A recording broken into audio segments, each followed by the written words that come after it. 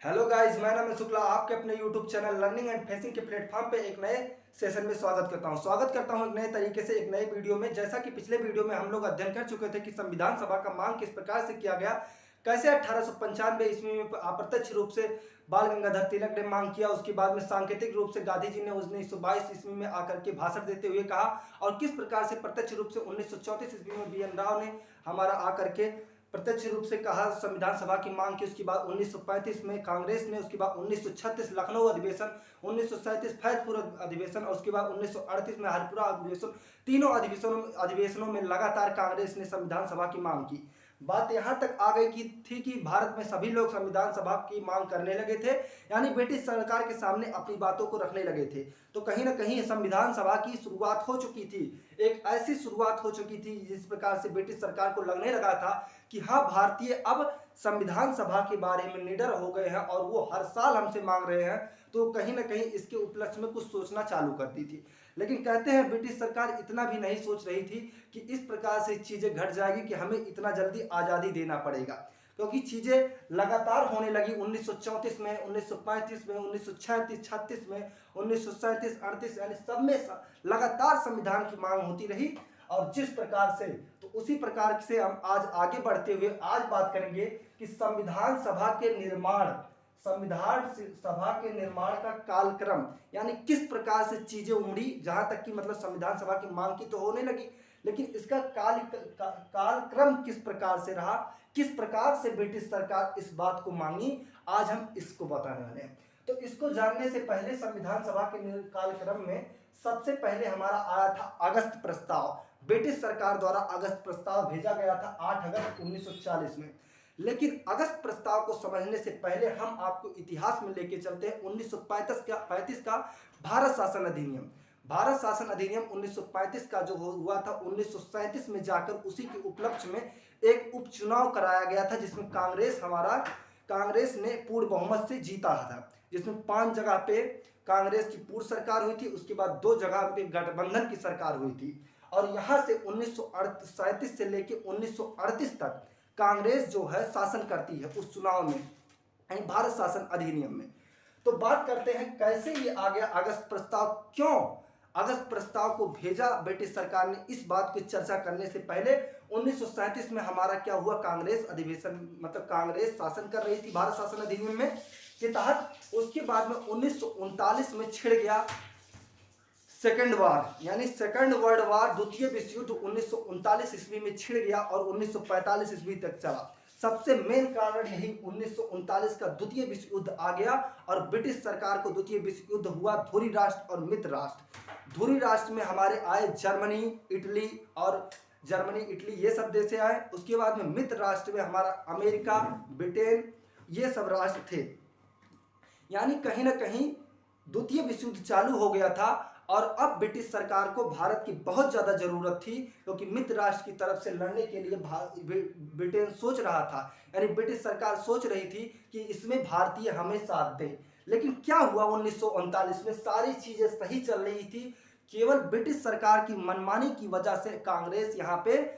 इस्तीफा दे देती है और कहती है 1939 में, क्योंकि 1939 में जैसे ही सेकंड वर्ल्ड वार चालू हुआ, तुरंत ब्रिटिश सरकार ने बिना कांग्रेस से कुछ भी पूछे हुए या अपील किए हुए या बताए हुए वो ये पूरी दुनिया में ऐलान कर देता है कि द्वितीय विश्व युद्ध में हमारा जो क्या है, भारत यानी कांग्रेस, भारत जो है हमारा साथ दे रहा है। और कांग्रेस को ये सुनकर बहुत ही धक्का लग गया कि साला मैं तो शासन कर रहा हूं 1937 में, मुझको ये नाम मात्र के लिए रखे हुए हैं, जब ये हमसे चर्चा नहीं कर रहे, बता नहीं रहे हैं, और बिना बताए हुए पूरी दुनिया में ऐलान कर दे रहे हैं कि भारत हमारा साथ दे रहा है 1939 में। तो इससे नाराज होते हुए कांग्रेस के अध्यक्षों ने तुरंत बर्खास्त इस्तीफा दे दिया और अपने पद से को छोड़ दिए। यानी 1937 से 1939 तक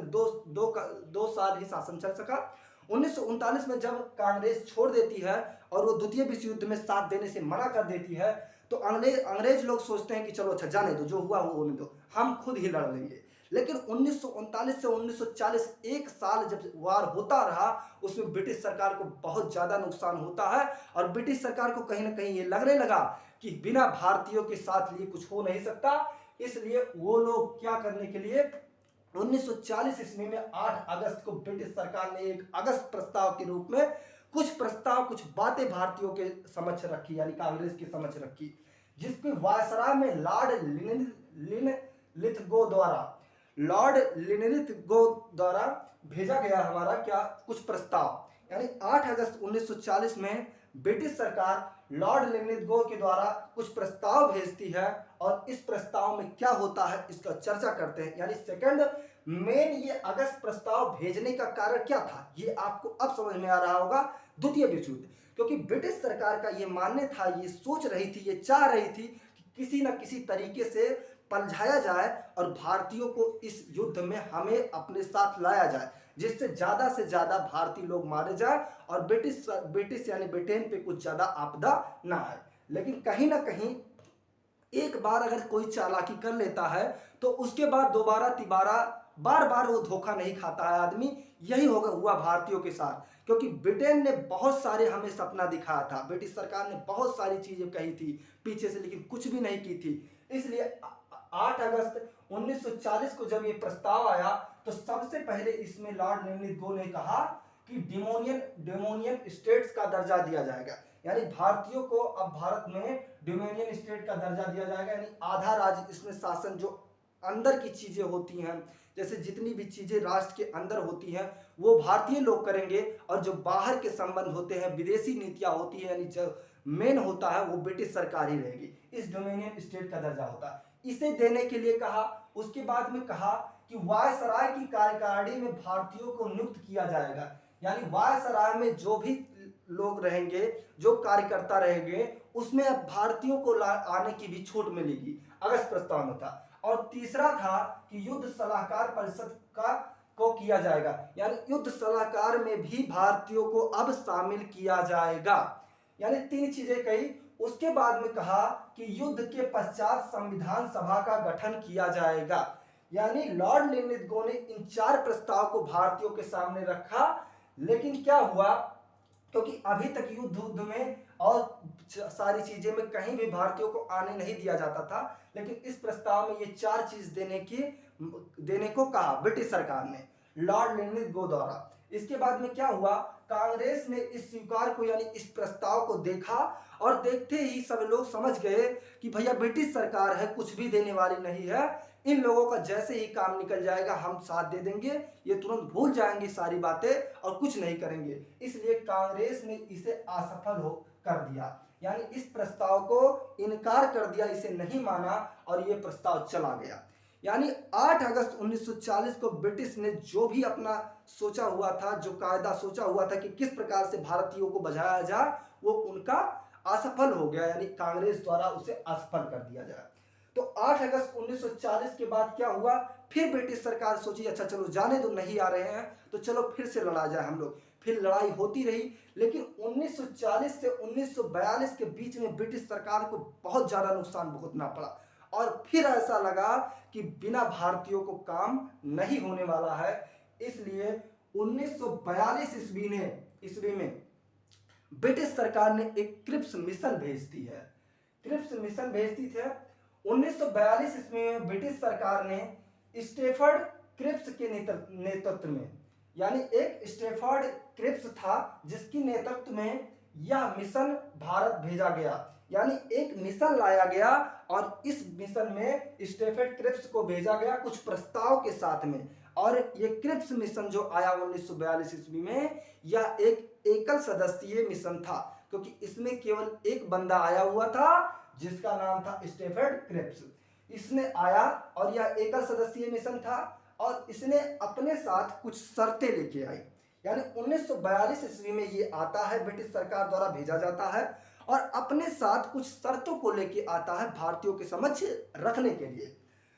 और शर्तें क्या थी,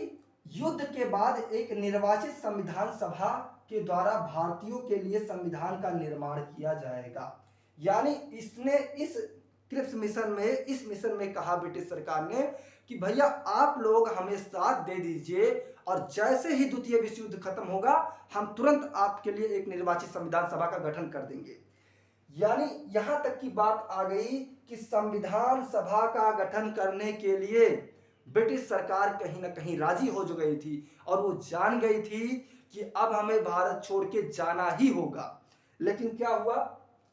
इसमें तुरंत क्या हुआ, जैसे ही ये प्रस्ताव आया तो भारतीयों को भी लगने लगा कि कहीं ना कहीं ब्रिटिश सरकार कुछ ना कुछ बदल गई है, क्योंकि 1940 में भेजती है, उसके बाद तुरंत 1-2 साल बाद फिर भेज रही है, यानी कहीं ना कहीं लगातार प्रस्ताव पे प्रस्ताव भेज रही है। तो हमें बराबर ठुकराना नहीं चाहिए, क्योंकि कहीं ऐसा ना हो कि हम ये मौका खो दें। इसलिए भारतीयों ने क्या किया, इसको लेना चाहते थे, लेकिन क्या हुआ, तुरंत एक